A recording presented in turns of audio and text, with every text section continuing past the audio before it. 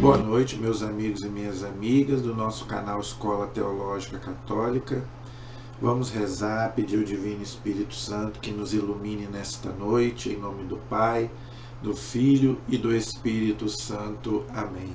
Vinde, Espírito Santo, enchei os corações dos vossos fiéis, acendei neles o fogo do vosso amor. Enviai, Senhor, o teu Santo Espírito, e tudo será criado, e renovareis a face da terra. Oremos. Ó Deus, que instruíste os corações dos vossos fiéis, com a luz do Espírito Santo, fazei que apreciemos retamente todas as coisas, segundo o mesmo Espírito, e gozemos sempre da sua consolação. Por Cristo Senhor nosso. Amém. Que a Virgem Santíssima, Mãe da Igreja e nossa Mãe, interceda por nós. Ave Maria, cheia de graça, o Senhor é convosco. Bendita sois vós entre as mulheres, e bendito é o fruto do vosso ventre, Jesus. Santa Maria, Mãe de Deus, rogai por nós, pecadores, agora e na hora de nossa morte. Amém. Glória ao Pai, ao Filho e ao Espírito Santo, como era no princípio, agora e sempre. Amém. Ó meu Jesus, perdoai-nos, livrai-nos do fogo do inferno, levai as almas todas para o céu, e socorrei principalmente as que mais precisarem da vossa misericórdia. Jesus, manso e humilde de coração, fazei o nosso coração semelhante ao vosso. Em nome do Pai, e do Filho, e do Espírito Santo. Amém. Muito boa noite, espero que todos estejam bem, na paz de nosso Senhor Jesus Cristo. Vamos gravar o nosso vídeo de hoje, mas antes eu peço a você que se inscreva no nosso canal. Se você ainda não se inscreveu, se inscreva, compartilhe, divulgue, mande para outras pessoas, para que o nosso canal possa crescer, possa aumentar mais ainda, para que a gente possa alcançar o maior número possível de pessoas. Amém? Então nós estamos oferecendo aí um curso bíblico, um estudo da Sagrada Escritura, começando lá do Antigo Testamento, coisa que não é fácil. Não é fácil estudar o Antigo Testamento, difícil. Então eu peço a você, me ajude aí a evangelizar, me ajude a divulgar, reze, para que esse canal tenha muitos anos aí de vida, para que possa alcançar o maior número possível de pessoas, ok? Então nós estamos estudando o Antigo Testamento, tá? Que é o primeiro livro dos reis de Israel. Nós vimos na aula passada o capítulo 18, que foi uma maravilha. Nós estamos estudando sobre o profeta Elias, que foi o maior profeta do Antigo Testamento, Tanto que ele aparece conversando com Jesus junto com Moisés na transfiguração. Então, é uma maravilha, gente. O profeta Elias, era um homem ungido por Deus. Nós vimos na aula passada, ele conseguiu lá vencer aqueles profetas de Baal, aqueles pagãos, aqueles ídolos de Baal, Aserá, Moloque, porque Deus estava com ele. Tá? Hoje nós vamos estudar o capítulo 19, que é maravilhoso também. Vale a pena ler esse capítulo 19, eu vou ler ele todinho com você, porque vale muito a pena, gente. Olha, tem um ensinamento pra gente, parece que é de agora.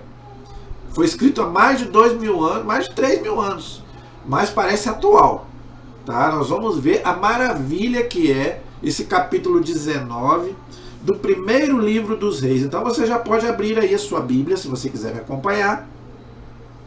Primeiro livro dos reis, capítulo 19, a página na Bíblia de Jerusalém, se você tiver, é a página 498 da Bíblia de Jerusalém, mas pode ser qualquer Bíblia católica, não tem problema.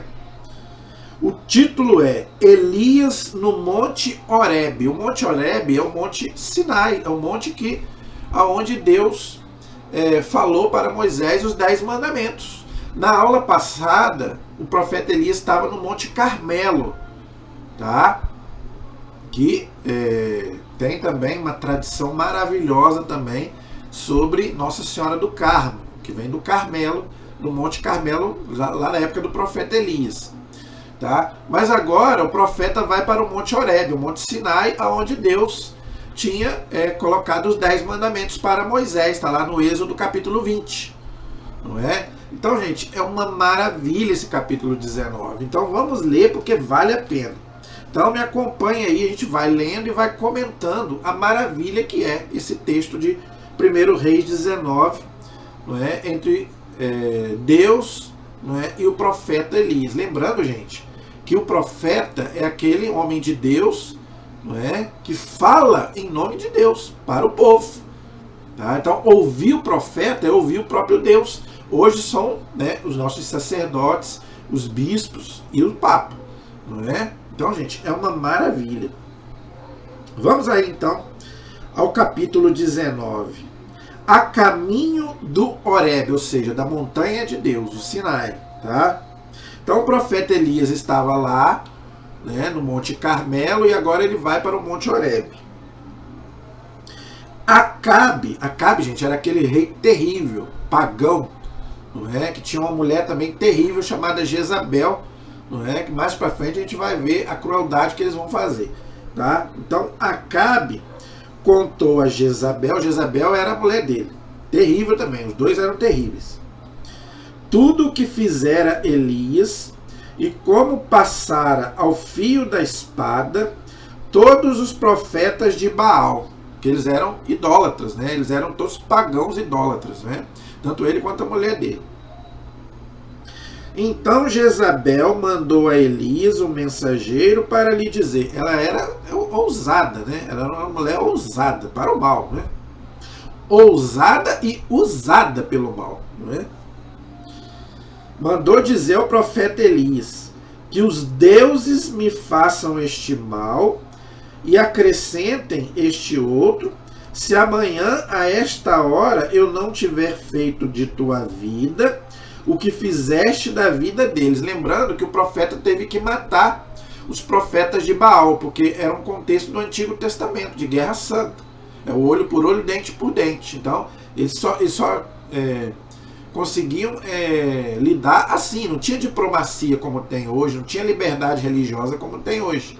Então, um rei tinha que guerrear contra outro rei, tinha que matar o inimigo. Era a lei da época. Era uma moral, gente, totalmente diferente. Por isso que o Antigo Testamento é difícil da gente entender. É uma moral totalmente diferente de hoje. Ok? Hoje Jesus manda amar os inimigos. Naquela época não tinha nada disso. Então, ela ficou com tanta raiva, a mulher do rei, que ela falou que ia matar o profeta Elias. Em nome dos deuses, olha aí, tá vendo? Ela era ousada mesmo, desafiando Deus e desafiando o profeta. Vendo isso, Elias levantou-se e partiu para salvar a sua vida. Então, gente, a vida é o dom mais precioso que nós temos. A vida pertence a Deus.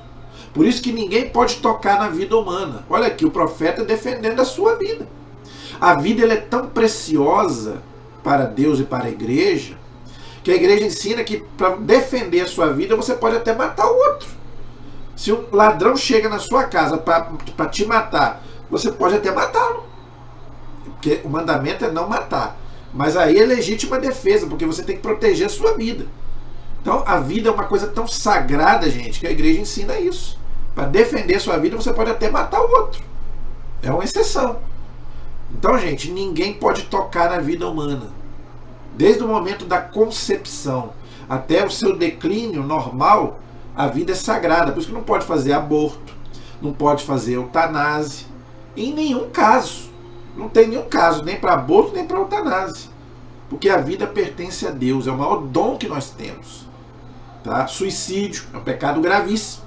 Antigamente se achava que o suicídio ia até para o inferno. Hoje a igreja já não diz mais isso. Né? Por causa da depressão, né? A gente não sabe qual é o grau de depressão da pessoa. Então tira a sua vida até sem saber. Tá? Mas é um pecado grave. Por quê? Você está tirando a sua vida e a sua vida pertence a Deus. Nós somos administradores da nossa vida. Eu administro a minha vida, mas quem é o dono da minha vida é Deus. Foi Deus quem me fez, está lá no Salmo 99. O Senhor nos fez e a Ele pertencemos. Então, gente, a nossa vida pertence a Deus. Ninguém pode tirar nem tocar a vida humana. Então, olha o profeta aqui querendo salvar a sua vida. Então, para isso, você pode até fugir do inimigo. Pode se esconder, Por isso que a igreja não quer a guerra. Mas se um país está atacando o outro, ele pode se defender, até matando. É o que a igreja fazia na Idade Média, com as cruzadas, que muita gente critica. Mas os muçulmanos estavam ali atacando a igreja, atacando os lugares sagrados. A igreja tinha que se defender. Então, na guerra morre muita gente. Então, infelizmente, acontece. Para defender a vida, pode até matar o outro, fazer o quê? Chegou a Betsabeia, que pertence a Judá, e deixou lá o seu servo. Quanto a ele, fez pelo deserto a caminhada de um dia e foi sentar-se debaixo de um junípero. É uma árvore, tá? Pediu a morte, dizendo: agora basta, Senhor, retira minha vida, pois não sou melhor do que meus pais, ou seja, o povo de Israel. Por quê? Porque o povo de Israel foi perseguido lá pelo faraó. Quando o povo saiu do Egito, o faraó perseguiu o povo lá pelo deserto. Então Elias falou para Deus: se Israel também foi perseguido, eu também estou sendo perseguido. Então que o Senhor me leve. Eu não quero morrer pelas mãos desses pagãos. Eu prefiro então que o Senhor me leve. Então, gente, olha o que é a fé do homem de Deus. Tá? Ele prefere a morte por Deus, que Deus o leve, do que ser entregue nas mãos dos pagãos. Olha a fé dos homens de Deus do Antigo Testamento e dos santos também no Novo Testamento, que entregavam a sua vida para não prestar culto ao imperador romano. A gente vê isso lá no começo da igreja. Então eu não sou melhor do que meus pais, ou seja, o povo de Israel. Deitou-se e dormiu debaixo de um junípero, uma árvore, Mas eis que o anjo o tocou. Olha aí, o anjo, gente, quer dizer mensageiro. O anjo traz uma mensagem de Deus. Então o anjo tocou, ele estava dormindo ali debaixo da árvore, e o anjo tocou nele. E o anjo o tocou e disse-lhe: levanta-te e come. Porque ele estava sem comer, ele estava fazendo jejum. Então ele acabou levantando e comendo, para ele recobrar as forças. Abriu-se os olhos, e eis que à sua cabeceira havia um pão cozido sob pedras quentes e um cantil de água. Comeu, bebeu e depois tornou-se a deitar-se. Então, gente, o pão é o símbolo da Eucaristia. E a água é o símbolo da vida, do Espírito Santo, do batismo. Então, olha a importância, o simbolismo da água no Antigo Testamento e também do pão. Uma coisa sagrada, uma coisa santa. Por isso que a igreja abençoa o pão, a igreja abençoa a água. É até um sacramento. A água chega a ser um sacramental, a água benta. São duas coisas importantíssimas para o ser humano: o pão e a água. O pão vai se transformar, inclusive, no corpo de Cristo. Mas o anjo do Senhor veio pela segunda vez, tocou e disse: levanta-te e come. Pois, do contrário, o caminho te será longo demais. Levantou-se, comeu e bebeu, e depois, sustentado por aquela comida, caminhou 40 dias e 40 noites até a montanha de Deus, o Horebe, ou seja, o Monte Sinai. Então, gente, algumas coisas para a gente comentar aqui. O 40 na Bíblia é um número simbólico. Todos os números na Bíblia, gente, têm um significado. O 3, tá? O 3, o 7, o 10, o 12, o 40, o 1000. Tudo significa um número de plenitude, de perfeição. Então, aqui o profeta Elias caminhou pelo deserto 40 dias e 40 noites. O mesmo período do dilúvio. O mesmo período que Jesus ficou lá no deserto, tentado pelo demônio, que é a nossa quaresma. Então, olha como é que o 40 é um símbolo muito forte na Bíblia. Não é? Então, o 40, quando você vê o número 40, você já lembra disso. Os 40 dias do profeta Elias, os 40 dias de Jesus, os 40 dias do dilúvio. Então, 40 vai aparecer muito na Bíblia. E 2 vezes Deus manda o anjo de Deus para alimentar o profeta Elias. O anjo é mensageiro. Ele sempre traz alguma ordem ou alguma mensagem de Deus, tá? Hoje, gente, ficou aí uma coisa muito supersticiosa sobre os anjos, mas eu quero fazer, se Deus quiser, um vídeo sobre os anjos, mas falando, né, do que a igreja ensina sobre os anjos. Os anjos, gente, é uma verdade de fé, eles existem, mesmo que a gente não veja. Deus pode fazer que um anjo apareça? Pode, a gente pode até ver um anjo. Nós temos o nosso anjo da guarda, isso a igreja ensina, né? Todo ser humano tem o seu anjo da guarda, todo cristão tem o seu anjo da guarda, entendeu? Para essa vida, quando a gente morre, aí, né, provavelmente o anjo volta para Deus e Deus pode dar a ele alguma outra missão. Mas quando a gente estiver nesse mundo, nós temos os nossos anjos da guarda, tá? A gente só sabe o nome de 3 anjos: Miguel, Gabriel e Rafael. É o que a Bíblia ensina, é o que a tradição da igreja diz. Então eu vejo aí, tal de Metatron, não sei o que, não acredite nisso. Nem o nosso anjo da guarda a gente não sabe o nome. Eu posso dar um nome para o meu anjo da guarda? A igreja nunca falou que sim nem que não. Você até pode, mas eu acho melhor tratar como um anjo mesmo. Mas a gente só conhece Miguel, Gabriel e Rafael. Mas o anjo não tem sexo, tá? Porque o anjo não tem corpo, o anjo é espírito. Ele pode se materializar, claro. O anjo Gabriel se materializou, tanto que Nossa Senhora viu ele, né? Muita gente viu os anjos na Bíblia, né? Muitos santos tiveram visões de anjo. Aí Deus pode fazer que ele se materialize, ok? Anjo não tem asa, é simbólico, né? Ah, mas eu falei pro meu filhinho, né? Ele viu lá o anjinho com asinha. Gente, isso é para criança. Para criança você pode falar, mas anjo não tem asa, anjo é espírito, é uma simbologia, tá? Então não vamos interpretar a Bíblia ao pé da letra, tá? A carta aos Hebreus é bem clara: os anjos são puros espíritos. Por isso que não tem cabimento a gente falar do sexo dos anjos. Anjo não tem sexo, anjo não faz sexo, não tem anjo mulher, anjo homem, entendeu? Então o próprio nome Miguel, Gabriel e Rafael não quer dizer que eles são anjos homens, não tem nada disso. Anjo não tem sexo, tá? Porque todo nome que termina com El significa Deus. Miguel, Rafael, Gabriel termina em El. El quer dizer Deus. O anjo representa o próprio Deus, tá? Então é ali uma forma que a Bíblia coloca para dar nomes a 3 anjos, mas não quer dizer que eles sejam homens, tá? Anjo não tem sexo. Anjo não faz sexo, porque para você fazer sexo você tem que ter um corpo, né? Porque tem algumas seitas aí que falam, né, dos pecados dos anjos maus que fizeram sexo lá com as mulheres da terra. Mentira! Como é que mulher vai fazer sexo com anjo se o anjo não tem corpo? Ele pode assumir um corpo, mas não é um corpo físico, é um corpo espiritual, tá? Então não tem como fazer sexo, o anjo não tem como fazer sexo, né? Só quem faz sexo, quem é homem, quem é mulher. Por quê? Porque tem um corpo físico, né? A relação sexual é uma coisa física, não é uma coisa espiritual, tá? Então não tem esse negócio de anjo fazer sexo, tá? Então o anjo 2 vezes aí ele foi lá para quê? Para confortar Elias, não é, que estava querendo morrer. Então Deus ali estava presente. Então nós temos o nosso anjo presente. Então quando você estiver angustiado, quando você estiver precisando, invoque o seu anjo da guarda.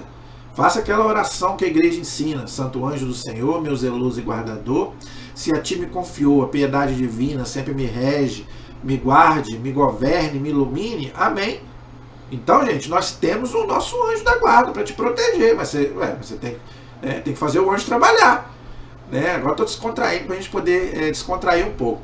O Padre Léo falava, por exemplo, que quando, por exemplo, se você tiver, vamos dizer, quando você tenta a Deus, o seu anjo, ele foge. Por quê? Porque ele é santo, assim como Deus. Então o Padre Léo falava, por exemplo, se você estiver dirigindo, só pode dirigir a 100. Se você botar lá 150, 200, o anjo vai fugir, vai sair pela janela. É o que ele falava, né? Por quê? Porque, gente, para você ter a proteção do anjo, você tem que viver na graça de Deus. Entendeu? Eu já ensinei aqui, nós temos Deus dentro da gente, nós temos a proteção dos anjos, dos santos, da Virgem Maria, mas quando a gente escolhe um caminho errado, aí Deus já não está mais presente, aí a graça de Deus já não está mais, né? Então, se a gente não fizer por onde, aí nós não vamos ter a bênção de Deus. Então a gente tem que fazer a nossa parte. profeta Elias, ele estava ali angustiado, não é? Ele estava ali perseguido pelo mal, mas Deus mandou um anjo para livrar ele do mal, tá? Mandou ele comer, mandou ele beber. A questão do jejum, a gente deve fazer jejum, mas a gente também não pode exagerar. Porque você viu o que a Bíblia fala? Ele comeu, bebeu e ficou forte. Se você fizer muito jejum, aí você também pode ficar fraco. Por que eu estou dizendo isso? Porque também você não pode ser 8 e nem 80, tem que ter um equilíbrio. A igreja é a favor do jejum? É a favor do jejum, mas não vai ficar aí 2, 3 dias sem comer que você vai desmaiar. Não é? Então, gente, cuidado, né? Então a gente tem que ter discernimento. O cristão, ele tem que ter moderação em tudo que ele faz, né? Então, nem ficar sem comer, nem comer demais. Comer o que a gente precisa comer. Entendeu? Agora, gente, eu quero ler com você esse versículo 9, porque é uma maravilha, gente. Esse versículo 9 é uma bênção. Olha o que diz aí no versículo 9 do capítulo 19 do primeiro livro dos Reis. É uma maravilha. O profeta entrou na gruta, tá? Onde passou a noite. Era uma caverna, né? Um lugar. E foi dirigida a palavra do Senhor nestes termos. Então, Deus falou com o profeta Elias. Deus falava com ele. Tá? Então, Deus falou com o profeta Elias lá na gruta, onde ele estava.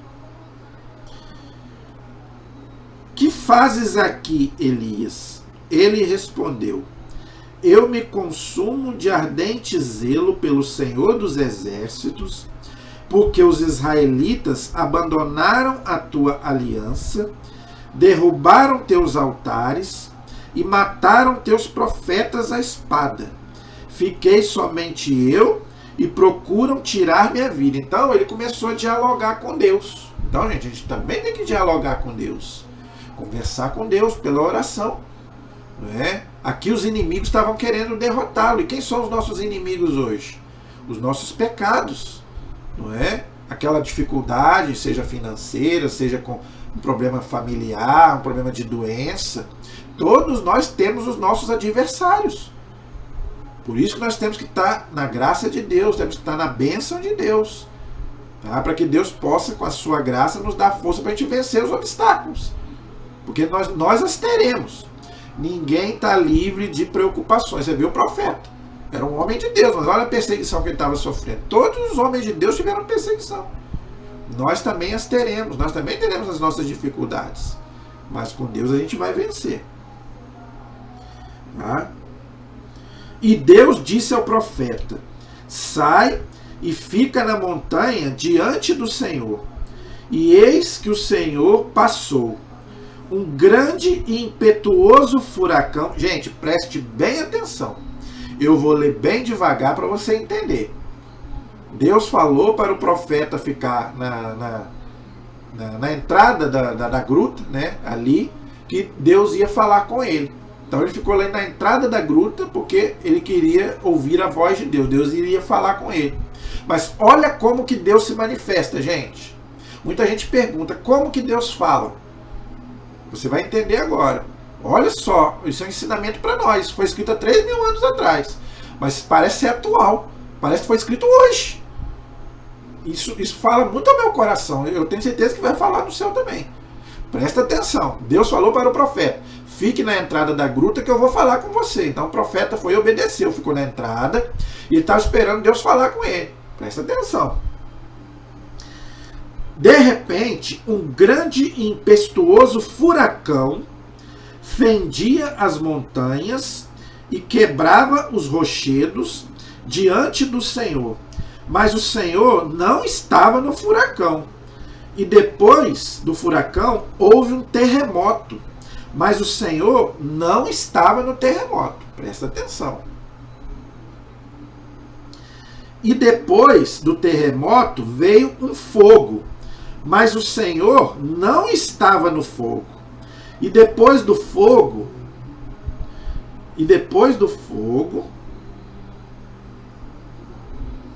Peraí. Mas o Senhor não estava no furacão. Depois do furacão houve um terremoto, mas o Senhor não estava no terremoto. E depois do terremoto veio um fogo, mas o Senhor não estava no fogo.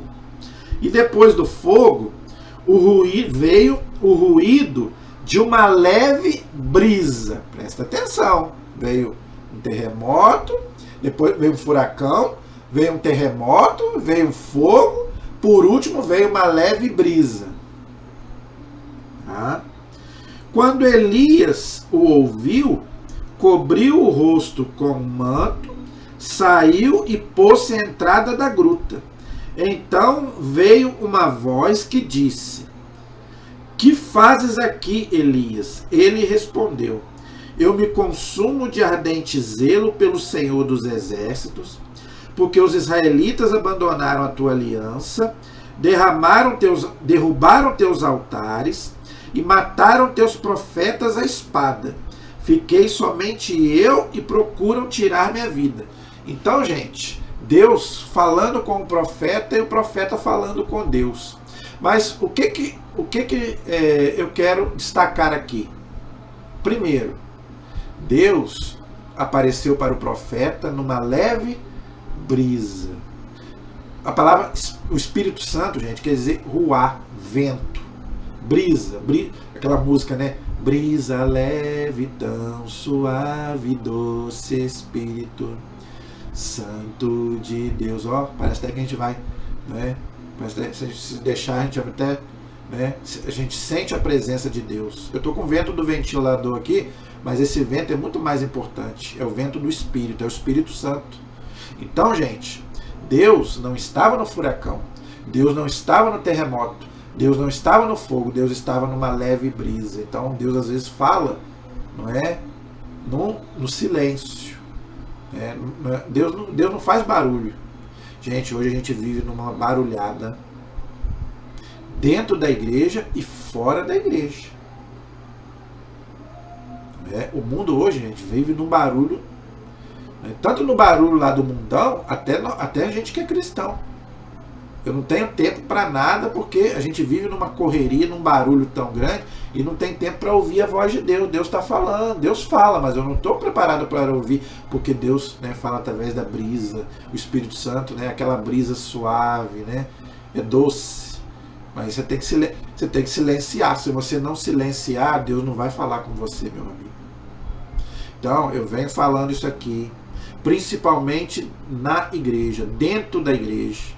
Gente, a gente tem que ter um silêncio muito grande. Lembra que Jesus expulsou aquele pessoal lá do templo, que estavam fazendo da casa de Deus um comércio? Hoje, eu acho que Jesus ia fazer a mesma coisa, mas não é comércio. É com a falação que fica dentro da igreja. É com o celular ligado. Entendeu? Então, gente, para você ouvir a voz de Deus, silencia. Deus vai falar com você, mas você tem que abrir o coração. É no silêncio que Deus fala. Por isso que Jesus fala lá no Evangelho: entra para o teu quarto, fecha a tua porta. Aí você conversa com Deus e Deus com você. Claro, gente, que a oração no meio do povo ali na Assembleia é recomendável, claro. Mas Deus também valoriza muito a oração em silêncio. Você e Deus, eu e Deus. Não é? Por isso que você pode meditar, você pode rezar em qualquer lugar. O melhor lugar é a igreja, com certeza, é a Santa Missa. Mas você pode meditar e rezar em qualquer lugar. Você e Deus. No seu quarto, na beira do mar. Gente, eu já falei isso aqui. Eu gosto de sentar ali na areia. Eu tenho medo de mar, tenho medo de água. Então eu não vou no mar para tomar banho. Eu gosto de sentar ali na areia e ficar meditando, ficar conversando com Deus, ficar rezando. Eu fecho os olhos assim, fico ouvindo aquelas ondas batendo e fico conversando com Deus, Deus conversando comigo. Louva a Deus, bendiga a Deus pela sua vida, por tudo aquilo que Deus já fez na sua vida. Olhe para o céu, né, para as estrelas. Deus fala com você. Quantas vezes, às vezes, de madrugada eu olho aqui, aquela lua está brilhando dentro do meu quarto, e eu fico rezando, eu e Deus, fico conversando com Deus. Então, gente, Deus fala nesses momentos. Deus quer que você esteja na comunidade? Quer, mas Deus quer que você tenha um momento de oração, você e Ele. Gente, leia o Novo Testamento, o que mais a gente vê, Jesus não precisava disso não. Jesus se retirava para lugares solitários para rezar. Para rezar, ele é Deus, e ele não precisava, porque ele já é Deus, ele já é o Filho de Deus. Mas tudo que Jesus ia fazer, ele consultava Deus, rezando. Não é só nos montes, se for no monte, melhor ainda, na montanha, melhor ainda. Mas no seu quarto, pode ser em qualquer lugar. Você e Deus. No Monte das Oliveiras ali, Jesus ficou ali em oração ali, tanto que suou sangue. Jesus rezava com tanta força que o suor dele se transformou em sangue. São Lucas, só São Lucas que conta isso, porque São Lucas é médico. Então, gente, principalmente quando a gente for para a igreja, lembra que você lá é um lugar de oração. Seja na missa ou fora da missa. Ah, eu vou dar um pulinho lá na igreja para rezar. Vá para rezar. Né? Fique ali em oração, você e Deus. Vá diante do Santíssimo ali. Né? Você e Jesus. Ali é o momento da gente conversar com Deus e Jesus conversar com a gente. Então, gente, Deus apareceu para o profeta Elias numa brisa suave. Né? Por isso que o Espírito Santo é comparado com um vento. Né? Mas não é o vento que destrói, não. É a brisa leve. Né? Como diz aquela música, né? Maravilhosa. Né? Brisa leve, tão suave, doce Espírito de Deus. Né? Então vamos, espero que isso tenha falado ao seu coração. Né? Que você possa buscar a Deus no silêncio, né, da sua vida, não é? E também na hora da igreja também, que você possa silenciar também o seu coração, ok? E o profeta de novo falou para Deus. Ele tinha falado para o anjo e falou para Deus: eu estou fugindo porque querem me matar. Por quê? Porque infelizmente aquele povo está na idolatria, né? Abandonaram Deus, né? A aliança, gente, é a aliança que Deus fez com o povo desde lá de Abraão. Deus fez uma aliança com Noé.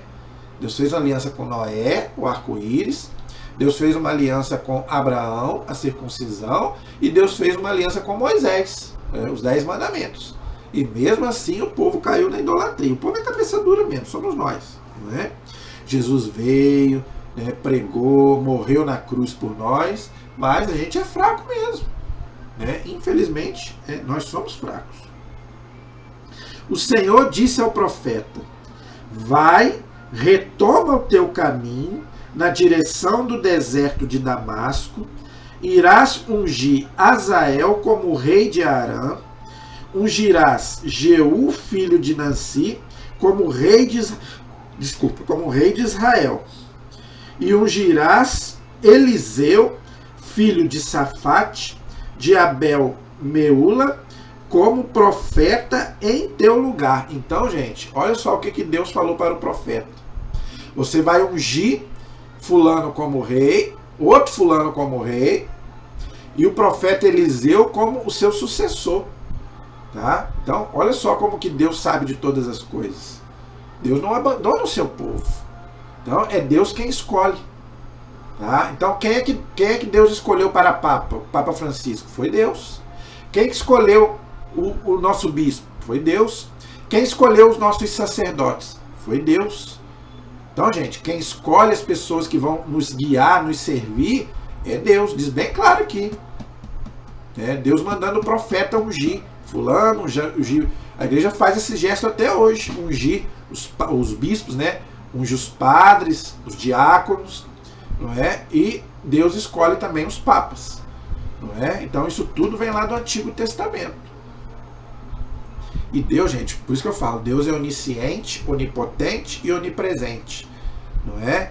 Deus escolheu um homem maravilhoso para suceder Elias, que é o profeta Eliseu. Nós vamos falar sobre ele também. Depois do profeta Elias, foi um dos maiores profetas do Antigo Testamento. O profeta Eliseu, maravilhoso também.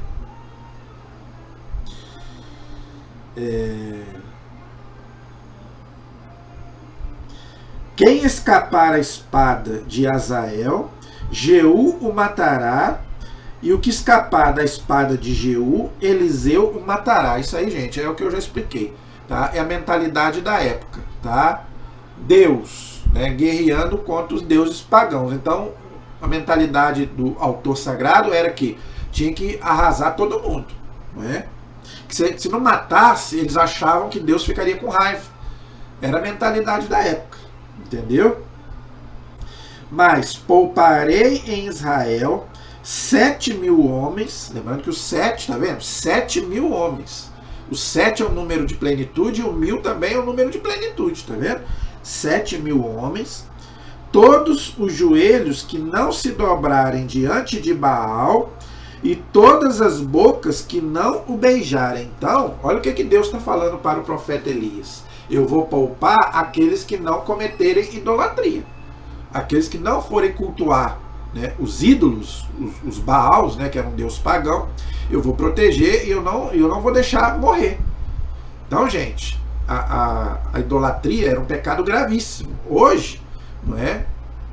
Além da idolatria, nós temos vários pecados hoje que a gente troca Deus, não é? Porque o que é idolatria? Você colocar alguma coisa no lugar de Deus. Tá? Então, tudo aquilo que você coloca no lugar de Deus é idolatria. Tá? Então, hoje qualquer coisa pode ocupar o lugar de Deus na nossa vida. Eu já venho falando isso aqui várias vezes. Não é? Até mesmo pessoas. Não é? A gente tem que amar as pessoas, mas ninguém pode substituir Deus na nossa vida. Deus tem que ser o primeiro, o absoluto. Então, o poder, o dinheiro, né, os bens, nada pode ocupar na nossa vida o lugar que é de Deus. Ok?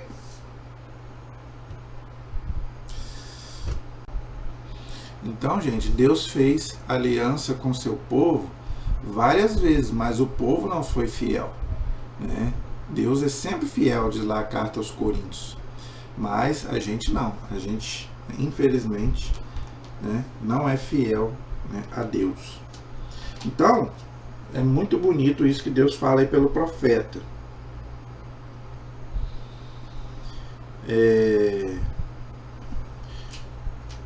Vamos encerrar a nossa aula de hoje no versículo 19. Vocação de Eliseu. Quem é Eliseu? É o profeta que vai suceder o profeta Elias. Maravilhoso, né? O profeta Eliseu, né, também é um dos maiores profetas do Antigo Testamento. Partindo dali, Elias encontrou Eliseu, filho de Safate, enquanto trabalhava 12 arapenes de terra. O 12 aí, tá vendo? Repare que esses números vão aparecer muito na Bíblia. 3, o 10, o 12, o 40, o 1000, né? Pode reparar isso. 12 por quê? Por causa das 12 tribos de Israel. Depois vai ser os 12 apóstolos. Por isso que Jesus escolheu 12. E depois, quando morreu Judas, escolheu São Matias, né? Porque tinha que ser 12.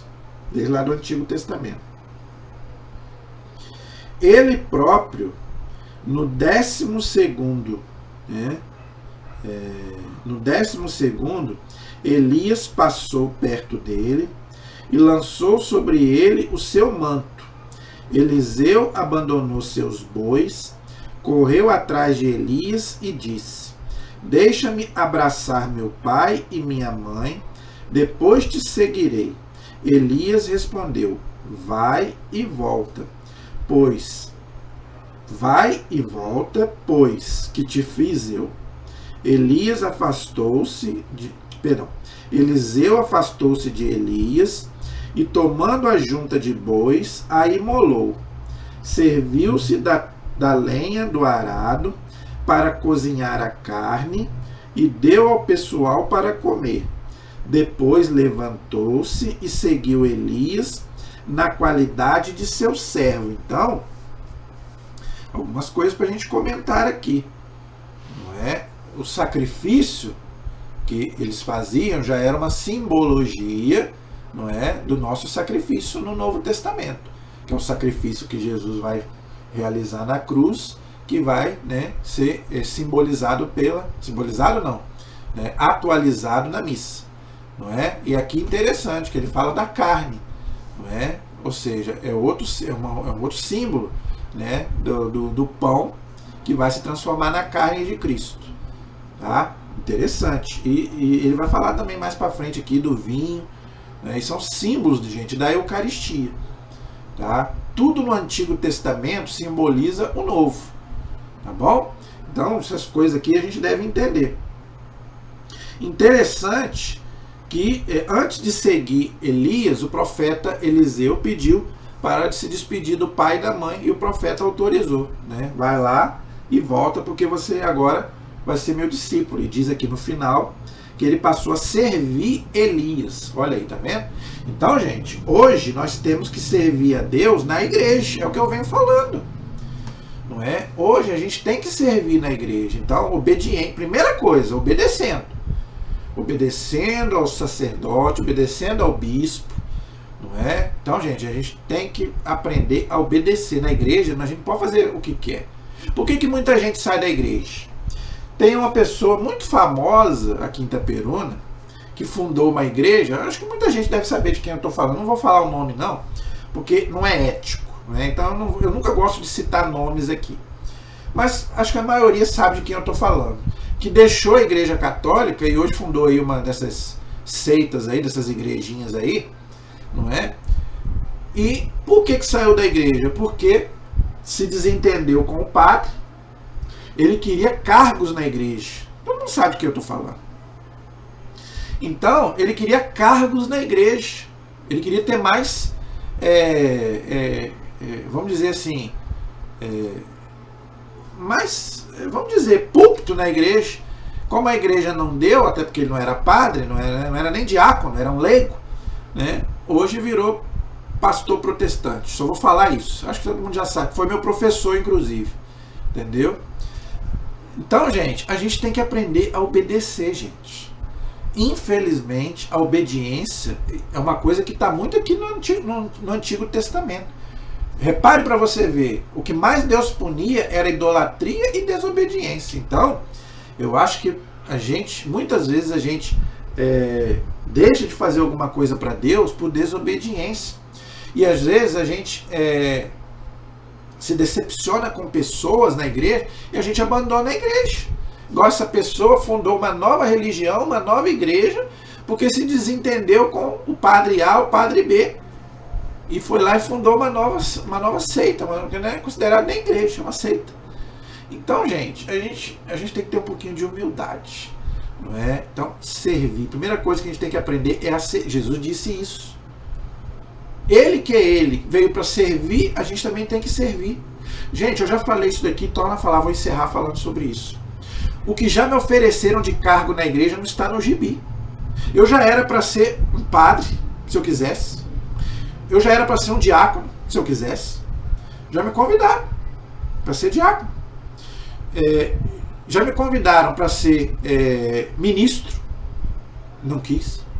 Já me convidaram para ser coordenador de grupo, não quis. Coordenador de catequese, não quis. Gente, eu não quero aparecer, não. Eu quero ficar no meu cantinho aqui, pregando a palavra de Deus, ensinando igual eu estou fazendo, que Jesus apareça. Ele tem que aparecer. Eu sou igual São João Batista. João capítulo 3, versículo 30.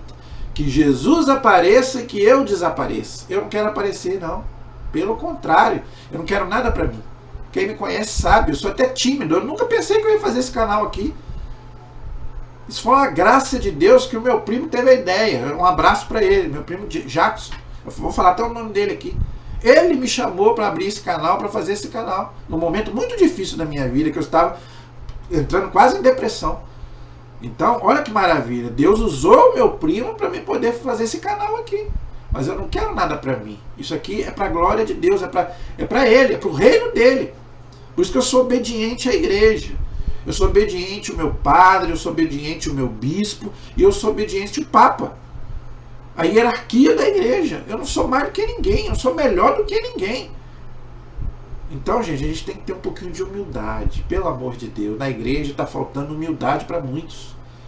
Tanta gente querendo aparecer mais do que Jesus. Tem gente que tem tanto cargo na igreja, né? Meu Deus do céu, dá espaço para o outro. Deixa o outro também aparecer um pouquinho, tá, entre aspas, né? Vamos dizer assim. Não, gente, não vão. Para quê? Não. Que Jesus apareça. Ele tem que aparecer. Amém? A nossa proteção está no nome do Senhor, que fez o céu e fez a terra. Estivemos e permaneceremos unidos em nome do Pai, e do Filho, e do Espírito Santo. Amém. Deus abençoe a todos. Até o próximo programa, se Deus quiser.